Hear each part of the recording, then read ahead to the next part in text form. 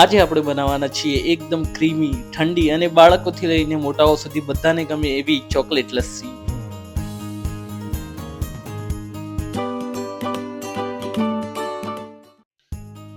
Hello દોસ્તો, સ્વાગત છે તમારું ગુજરાતી કુકિંગ વિથ કવિતામાં. ચોકલેટ લસ્સી બનાવવા માટે આપણે અહીંયા દહીં લીધું છે. દહીંને આપણે ઘરે જ બનાવ્યું છે. ફૂલ ફેટ દૂધ લીધેલું હતું, બફેલો મિલ્ક, અને એમાંથી આપણે સરસ એવું દહીં તૈયાર કરેલું છે. દહીંને આપણે 24 કલાક સુધી ફ્રીજમાં જામવા મૂકેલું હતું, જેથી આપણી લસ્સી ઓછી ખાટી તૈયાર થાય. જો તમને વધારે ખટાશવાળી લસ્સી ભાવતી હોય તો તમે દહીંને રાખી મૂકશો તો એ ધીરે ધીરે ખાટું બનતું જશે, પણ 24 કલાક સુધી જમાવીને મૂકશો તો સરસ એવી લસ્સી તૈયાર થશે. હવે આપણે આમાં પાણી એડ કરવાનું છે. પાણી એડ કરીને સરસ રીતે આને ફેંટી લેવાનું છે. લગભગ 500 ગ્રામ જેટલું દહીં હતું, એમાં આપણે અડધો કપ જેટલું પાણી એડ કર્યું છે. એકદમ સ્મૂથ ટેક્સચર તૈયાર થઈ જાય ત્યારબાદ આપણે ખાંડ એડ કરીશું. લગભગ 100 ગ્રામ જેટલી ખાંડ લીધી છે. સરસ રીતે મિક્સ કરી લઈશું.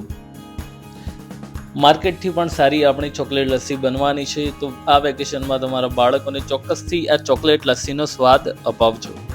આપણું દહીં ફેટાઈને એકદમ ક્રીમી બની ગયું છે. લસ્સી જેવો ટેક્સચર આવી ગયો છે. લસ્સી માટે આપણે આ રીતની કન્સિસ્ટન્સી વાળું દહીં તૈયાર કરવાનું છે. તો લસ્સી માટે આપણું દહીં તો એકદમ રેડી છે. ઢાંકીને મૂકી દઈશું. હવે આપણે સ્ટેપ 2માં ચોકલેટ ઓગળવાની છે. તો એક તપેલીમાં આપણે થોડું પાણી ગરમ કરવા મૂકી દઈશું.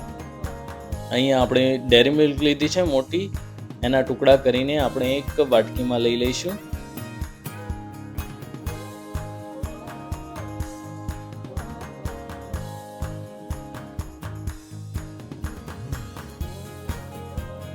હવે આપણે એડ કરીશું મીઠાઈ મિક્સ. અમૂલનું જે કન્ડેન્સ મિલ્ક આવે છે એ આપણે ચોકલેટમાં એડ કરી દઈશું, જેથી એની રિચનેસ અને ક્રીમનેસ વધી જશે અને દહીંની સાથે એકદમ સરસ લાગશે. તો આ વાટકીને હવે પાણીમાં રાખીને ધીરે ધીરે આપણે ચોકલેટ ઓગાળી લઈશું. દેખી શકો છો ચોકલેટ ઓગળી ગઈ છે આપણી. તો હવે જલ્દીથી આપણે તૈયાર કરી લઈશું આપણી ચોકલેટ લસ્સી.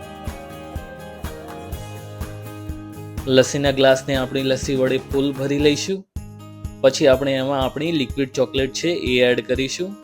લગભગ 2 થી 3 ચમચી જેટલી લિક્વિડ ચોકલેટ ઇનફ છે. સરસ એવો સ્વાદ આવી જશે ચોકલેટનો. આમાં તમે ચોકલેટ ચિપ્સ પણ એડ કરી શકો છો. એકદમ સરસ સ્વાદ આવશે ચોકલેટ ચિપ્સ નાખશો તો. હવે આને મિક્સ કરી લઈશું અને લાસ્ટમાં આપણે ચોકલેટ આઈસ્ક્રીમ એડ કરીશું. તો દોસ્તો તૈયાર છે આપણી ચોકલેટ લસ્સી. આજનો વિડીયો જોવા માટે ધન્યવાદ. આપણે મળીશું નેક્સ્ટ રેસીપીમાં. આ વિડીયોને લાઇક કરી દેજો, અમારી ચેનલને સબસ્ક્રાઇબ કરી દેજો. કોઈ પણ સજેશન હોય તો કોમેન્ટમાં લખજો. Thank you, by.